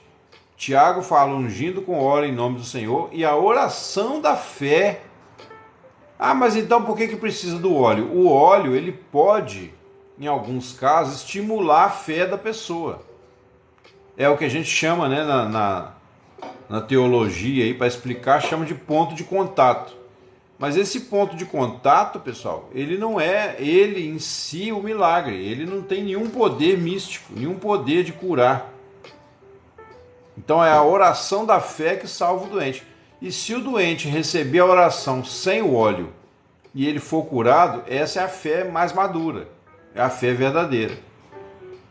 Eu já contei para os irmãos que uma vez eu cismei, eu fazia trabalho de hospital, né, direto. E eu, uma época, cismei de levar o óleo, arrumei um óleozinho cheiroso e resolvi, falei, vou fazer a oração da fé, vou colocar, né. Chegava lá, as pessoas começavam a querer que eu pusesse o óleo no lugar que estava o problema. Aí, aí vocês já imaginam, né, irmãos, o que aconteceu, né? As senhoras, às vezes até de uma certa idade, queriam que eu passasse o óleo na perna. Ah, meu filho, pinga o óleo aqui na minha perna. Eu falei, não, minha senhora, o óleo não tem poder nenhum. Aí eu tinha que explicar. Por fim, eu larguei aquele negócio de óleo para lá. Eu não vou enganar as pessoas. Entendeu? Eu não vou usar isso para enganar ninguém. Então eu acabei largando aquele óleo para lá. Vê se eu vou passar óleo na perna de uma pessoa. Onde é que essa gente está com a cabeça, né? Você imagina, ainda mais uma mulher, né? Uma senhora. Chega alguém, estou eu lá passando óleo na perna da mulher. O que eles vão pensar? Então esse tipo de aberração toda acontece por causa de uma falta de conhecimento. E aí, ô Sebastiana, tô falando, né? Você comentou o negócio do sal, eu achei até engraçado. Como eles entendem que os pontos que o óleo é um ponto de contato, aí eles passam a criar outros. Eles pegam também aquele lenço, né? A Bíblia fala que os lenços de Paulo eram levados e as pessoas eram curadas, né? Quando aquele lenço ali era tocado, era colocado sobre a cabeça da pessoa, a pessoa era curada. Mas ali porque as pessoas conheciam Paulo, elas tinham uma fé de que Paulo era um homem de Deus e aquilo estimulava a fé delas. Não é para você pegar um lenço ou um travesseirinho. Agora tem uma mulher, uma apóstola, diz que enche uma bola dessas de aniversário com o próprio bafo dela lá e vende para as pessoas R$1.000. Você comprar um balão com a respiração da profeta lá, da apóstola. Ah, gente, aqui, tenha dó, né? Tenha dó, né? Mas isso acontece porque, enquanto houver trouxa, a lavadeira não passa fome. Já diz o ditado, né? Antigamente tinha as lavadeiras, né? Você fazia aquela trouxa de roupa. Não tem poder nenhum. Pelo contrário, né, Jaime? Você acha que eu vou trazer dentro de casa o bafo da pessoa guardada dentro de uma bola de soprar? Jamais. Então, quer dizer, essas pessoas vivem de fantasia, acreditam numa mentira. O que tem de falsos mestres por aí usando esse negócio de ponto de contato, entendeu? Alguns são mais espertos, né? Usa até, por exemplo, esse aqui é o vinho consagrado, né? O suco de uva consagrado. Ou é consagrado ou é santo, mas uma coisa é outra, é uma coisa, outra coisa é outra. Tudo que é consagrado, pessoal, falou que é consagrado, tome cuidado. Porque consagrar é tornar uma coisa sagrada, né? E sagrado é aquilo que você ou não pode tocar, ou então se tocar vai ter algum poder místico, algum poder ali na própria coisa, no próprio objeto. Por exemplo, eu falo assim, irmãos, esta água foi consagrada, né? Essa água foi consagrada. Então, ela tem algum poder ali que vai além da mera água, certo? Aí, o que acontece? Vamos supor que eu esqueço de beber aquela água. Ou de alguém beber aquela água. Cai uma formiga dentro da água. E agora? Jogar fora não pode, é pecado. Por quê? Porque a água foi consagrada. Esse é o pensamento errado, tá, pessoal? Estou mostrando para vocês aonde a loucura que leva isso tudo. Então, se a água foi consagrada, ela deixa de ser uma água comum, ela passa a ser uma água, né, que tem alguma espécie de poder ali. Mas isso não tem base na palavra, pessoal. Isso não tem base na Bíblia. Então, o seguinte, a Bíblia diz assim, todas as coisas são puras para os puros. Então, para nós que somos santos, tudo é santo. Por quê? Porque tudo já tem uma função que Deus designou e ele não precisa, você não precisa que essa água aqui tenha um poder maior. Essa água foi feita para matar a sua sede, para te alimentar. Agora, se você é santo, né? É lógico que você vai agradecer pela água, você vai ter sempre uma gratidão. Se você vai tomar uma água em algum lugar, na casa de alguém que você não conhece, na rua, você deve orar, mas repreendendo ali se alguma coisa foi feita, né? Alguma bruxaria, talvez por causa da sua consciência. Mas não quer dizer que se você não orar, que aquilo vai te fazer mal porque alguém fez uma macumba. Você ora pela gratidão. E a Bíblia fala que tudo que é recebido com ações de graças, pela fé e pela oração é santificado. É santificado, não é consagrado. Onde que você encontra na Bíblia, né? A não ser no Velho Testamento, a palavra consagrado. Mesmo assim, o consagrado, né, depende do contexto. Mas todas as coisas são puras para os puros. Aqui em casa a gente tem o hábito, graças a Deus, né, de agradecer todas as refeições que nós vamos fazer. A gente não almoça, a gente não toma café sem fazer uma oração de gratidão. Uma oração curta, né? Por exemplo, Senhor, nós te agradecemos, Pai, por esse alimento, que pela tua graça tem chegado à tua mesa. Que ele seja saúde para o nosso corpo, bem como a tua palavra é saúde para o nosso espírito. Amém. Pronto. Basta isso, né? Ou então, Senhor, tua palavra diz que tudo que é recebido pela fé com ações de graças é santificado. Então que esse alimento seja santificado. Aí você pode de vez em quando orar, né? Que outras famílias também tenham seu pão na mesa. Você pode orar por pessoas específicas, Senhor, não deixa faltar na vida do fulano, na vida da fulana. Isso tudo faz parte, por quê? Por causa do seu viver com Deus, não é para mistificar o alimento. O alimento não vai passar a ter um poder místico. Existe uma crença aí no mundo, pessoal, até pode ter um certo fundamento, mas eu vou explicar. Dizem, né? Teve um japonês aí que surgiu com a ideia. Ele falou que ele colocou várias garrafas de água em pontos diferentes da casa. E aí uma garrafa ele todo dia chegava e abençoava aquela água, falava palavras boas, amor, não sei o quê. A outra lá no canto, ele chegava lá, ele xingava, falava palavras, né, de condenação e tal. E aí depois de um tempo, quando ele foi examinar aquela água no microscópio, a água que ele tinha abençoado tinha uns cristais bonitinhos, tudo certinho, e a outra água estava com as manchas pretas, uns negócios esquisitos. Isso tem base? Eu não vou dizer nem que sim, nem que não, mas uma coisa é fato. O problema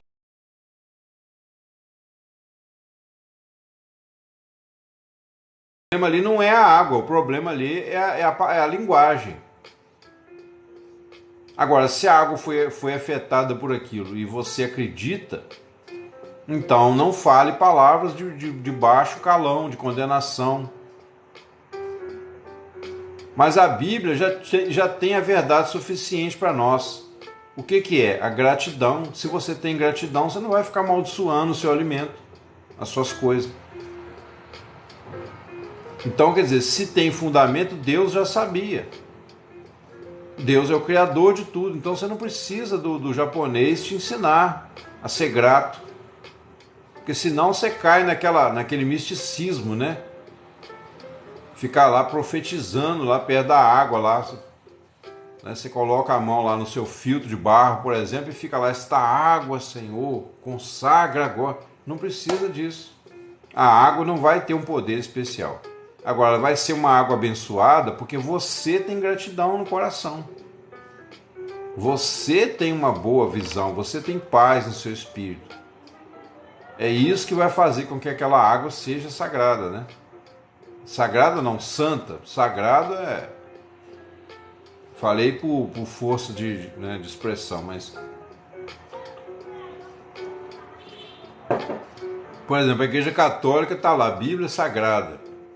E acabou que ficou, mas isso aí não é um título. Isso é um título dado pelos homens. Aí você acha que a Bíblia é sagrada, mas não lê a Bíblia, não adianta. A Bíblia não é sagrada por si mesma. Ela só é santa, né? Ela só tem valor espiritual quando ela é lida e praticada. Então, por exemplo, se você tiver que jogar uma Bíblia fora, né? Essa Bíblia já está velha, já está toda zurrada, já rasgou página. Você não precisa ficar com medo de pecar. Nossa, eu acho que eu estou pecando, vou jogar essa Bíblia fora. Né? É lógico que você pode dar ela para uma outra pessoa. Às vezes até vamos supor, você está com uma Bíblia velha, você quer jogar fora. De repente você passa na rua, tem um mendigo lá, uma pessoa, você fala de Jesus para ele e fala, vou te dar essa Bíblia aqui, ó. Você tá à toa na vida aí, rapaz, lê essa Bíblia. Quem sabe Deus faz uma obra na sua vida. Mas se você tiver que jogar fora, no lixo, joga fora. Exatamente, Rafa. Fica aquela página amarela, né? Igual de agenda telefônica, né? Tem as páginas amarelas. Tem Bíblia que tem também as páginas amarelas, né? A pessoa deixa aberto, mas nunca lê. Ou se lê também não tem entendimento. Porque, tipo assim, se você lê o Salmo 91, que é o caso que você citou, mas não associar ele com Cristo, com a verdade mais profunda, ele vai virar o quê? Vai virar uma espécie de... como se fosse assim um mantra da sorte, né? É um mantra. O que habita no esconderijo do Altíssimo, a sombra do Onipotente descansará. A pessoa reza aquilo ali como se fosse igual essas rezas católicas, mas não tem entendimento.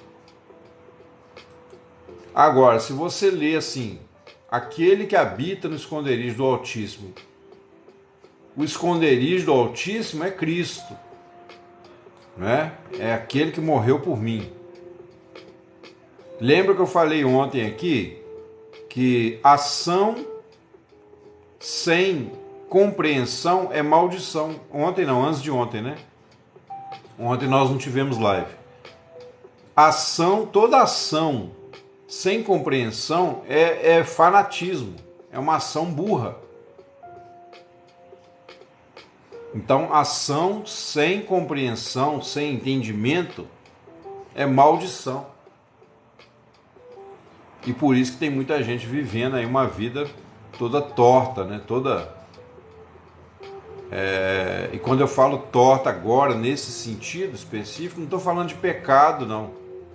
Estou falando de crenças fantasiosas, né? Fábulas, lendas. O que foi, Sebastiana? Esse vixe aí. Falei alguma besteira? Então, aquele que habita no esconderijo do Altíssimo, ou seja, se você habitar no esconderijo do Altíssimo, se você estiver em Cristo, você vai descansar à sombra do Onipotente. Ou seja, Deus vai te aliviar do sol da justiça, que vai queimar toda a impureza. Assim como, né? O sol é bom, mas se você ficar o dia inteiro no sol, você morre. Por quê? Ele vai te matar. Ele vai te queimar a sua pele e você vai acabar tendo um problema. Ainda mais se for um sol muito forte. Então você está dentro da sua casa, você está protegido desse aspecto, esse aspecto do sol, de queimar, né?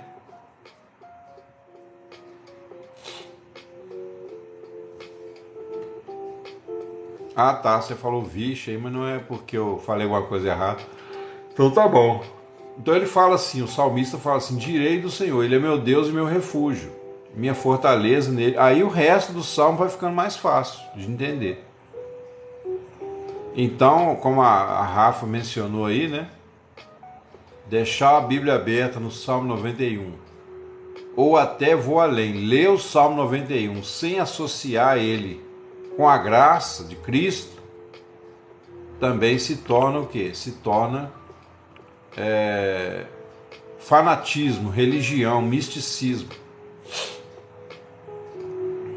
Embora o fanatismo é diferente, né? Fanático é aquela pessoa que segue a multidão, né? A maioria está falando uma coisa, aí ele segue sem saber. Acaba que ele vai acreditar também em misticismo, né? Ele vai acabar caindo em coisas místicas, porque o fanático ele não pensa.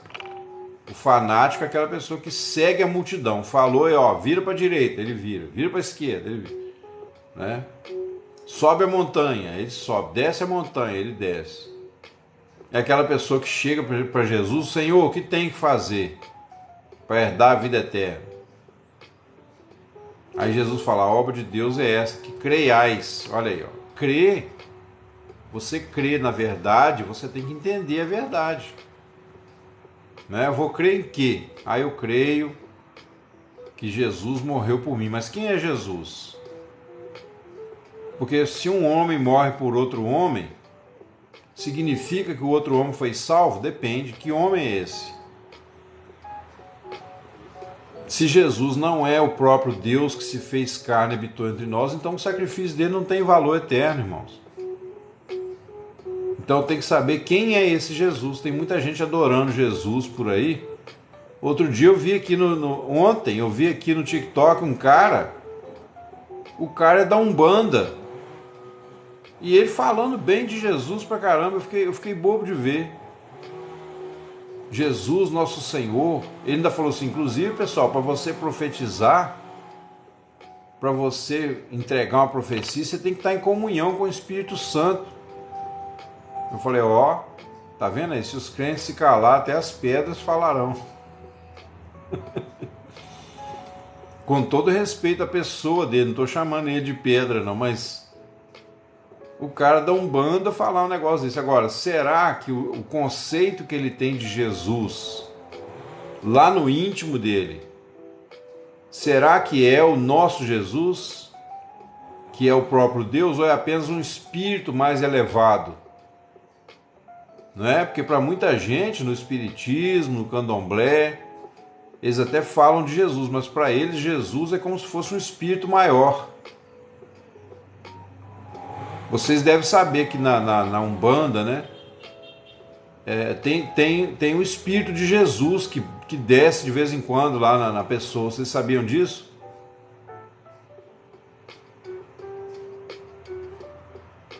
tem um espírito lá que eles acreditam que é o próprio Jesus, que desce ali, incorpora em alguém.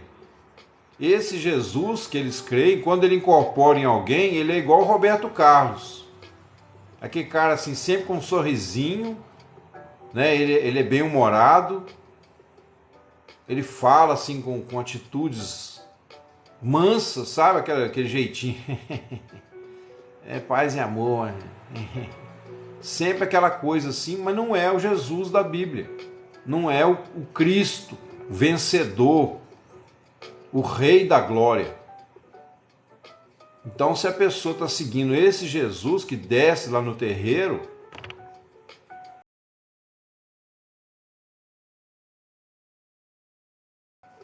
pode chamar de Jesus, mas não é o Jesus da Bíblia, pessoal. Isso tudo é espírito de enganação, espírito das trevas. Esse Jesus não vai salvar a pessoa. Tome cuidado, tá, Rafa? E os irmãos, né? Tomem cuidado. Eu vi o cara, foi ontem, o cara falando, você precisa e ele falou, se você quer profetizar, você tem que estar em comunhão com o Espírito Santo, olha só. Mas se você olhar nas entrelinhas, se você olhar na realidade, aquele Jesus que ele adora ali, eu não arriscaria, entendeu? Achar que é o mesmo. Eu fico com o Jesus que a Bíblia revela e nada mais, eu não vou em conversa de... acho que é. Então, Jaime, mas de vez em quando ele se manifesta como Jesus mesmo. Inclusive, quando ele aparece como Jesus, os outros espíritos que estão ali manifestados, eles baixam a cabeça, alguns até ajoelham no chão, entendeu? Mas é tudo para enganar, é como se fosse um teatro. De que, tipo assim, vamos dizer assim, como se o céu tivesse baixado na terra, né? Então tem ali várias entidades e tem ali Jesus. Candomblé, Umbanda, né? Todos eles surgiram do mesmo espiritismo, né? Macumba. Então, inclusive eles falam que tem linha branca, linha preta, mas é tudo a mesma coisa. No final das contas é tudo dado mesmo. Mas, então aquele Jesus ali, você tem que saber, pessoal, que conhecer Jesus, por isso você tem que conhecer a palavra, para você não ser enganado. Porque você tem que crer em Jesus, mas na essência dele, que é revelada na palavra. Não basta falou que é Jesus, você já embarcar, não, é.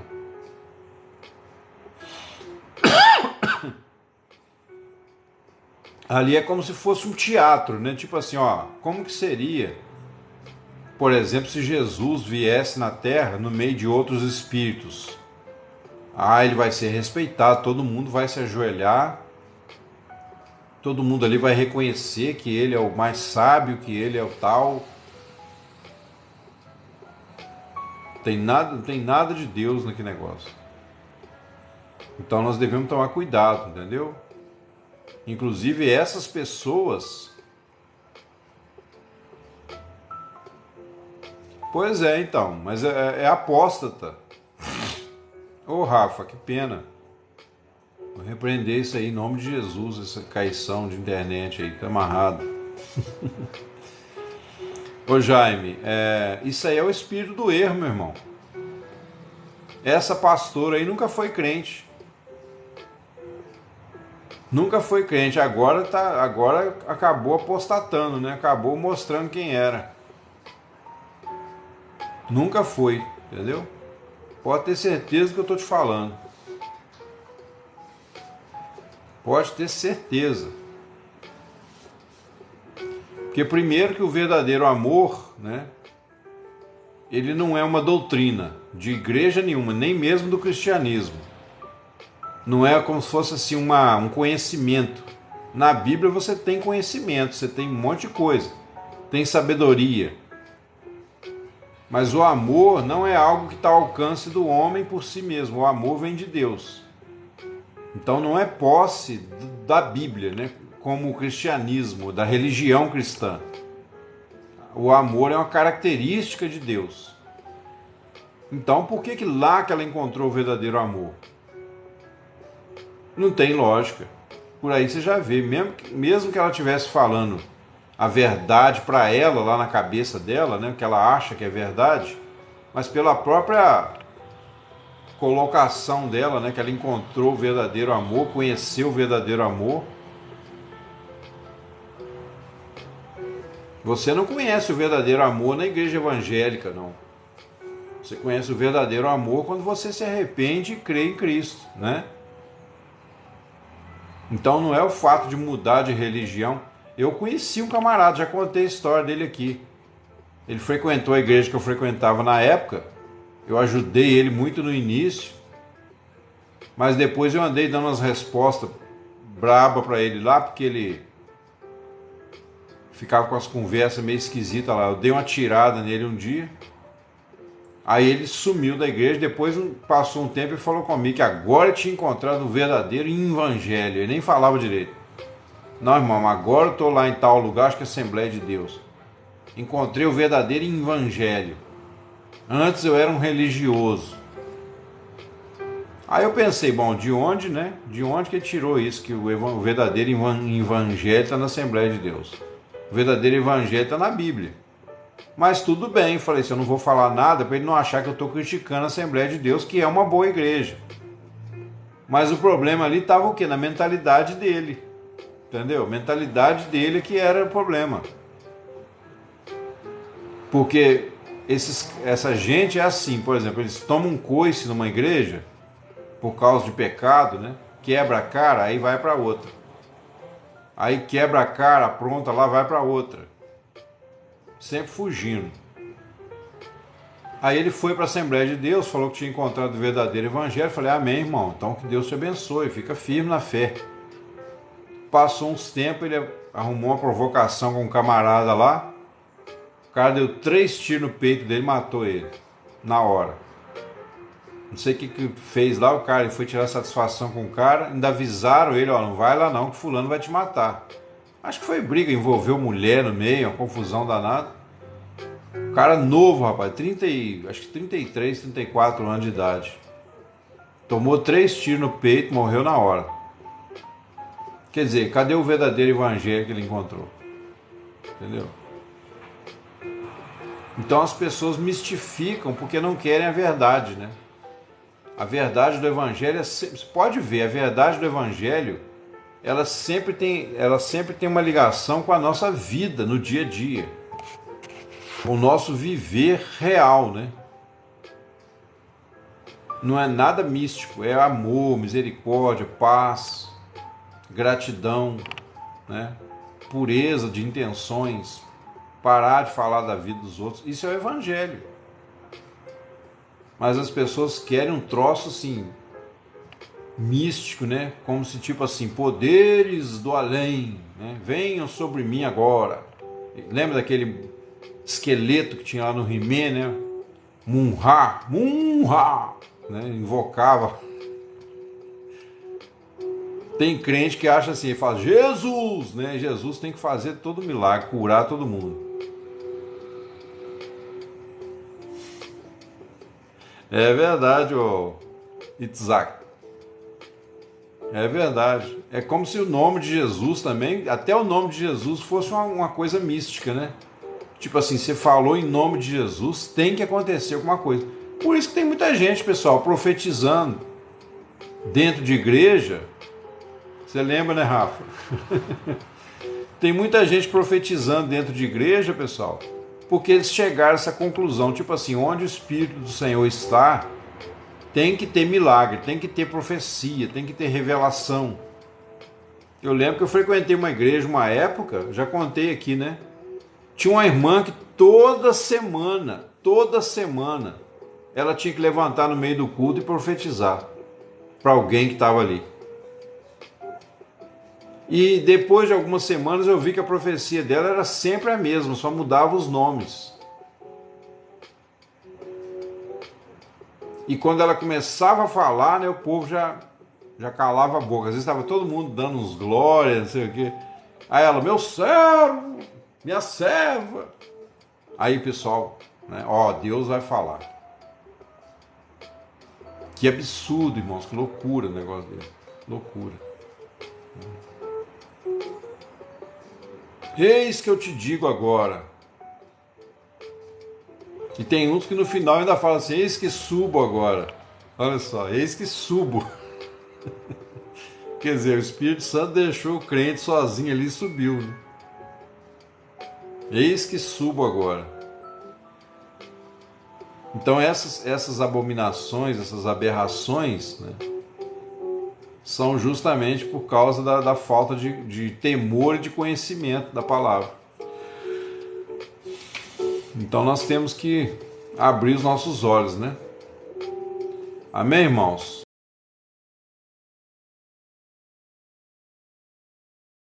Eu quero encerrar nesse momento, eu preciso encerrar nesse momento. Agradeço aí a presença dos irmãos, né? Que o Senhor tenha compaixão, que nós possamos viver esse dia para a glória do Senhor, possamos deixar de lado tudo aquilo que atravanca o nosso caminho espiritual, né? Possamos buscar o Senhor. Eu sei que não é fácil, tá, irmãos, assim, para a nossa carne, né? A carne jamais vai desejar o bem, mas nós temos que subjugar, porque a nossa carne, pessoal, é apenas o veículo do nosso espírito, né? A carne é apenas um meio para nós interagirmos no mundo, mas o objetivo é a santificação da nossa alma. Amém? Amém. Bom dia, Rafa. Bom dia. Deus te abençoe, tá? Que vocês tenham um dia aí cheio da presença de Deus. Obrigado pela presença, pelos comentários, né? Pelas curtidas. Que o Senhor possa te dar tudo em dobro aí, que você tem nos abençoado aqui e participado. Amém. Deus abençoe a todos, em nome de Jesus. Um bom dia. E até à noite, se Deus quiser, às 19h30. Ô Mônica, procura estar com a gente à noite, 19h30. Tá bom? Amém. Deus abençoe a todos. Bom dia.